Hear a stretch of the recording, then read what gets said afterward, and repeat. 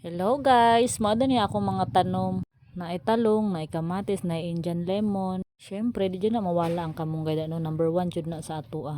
Mga lagbati ug uban pa. Labong kaya mong kamunggay daghan kaayo diri guys, anli ra jud kaayo labi na ni malagbati.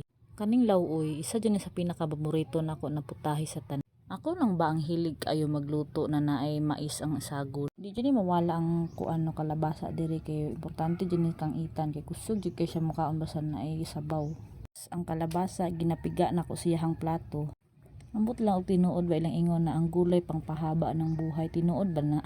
Pero para sa ko importante ra jud na makakaon jud gulay basta na lang jud ginamos or bulad ba. Kay mao jud ni nakasanayan na mo kaon katong napami sa bukid sa una sa kuang napa ko sa kuang mamagpap. Anad na jud kay ko ani kay bata pa mi ginatudluan namin nila. Nang thankful jud ko na maskin lisod mi sa una daghan ko natimhawan na mga trabaho gikan sila ha. So mao lang to karon luto na mga una ta.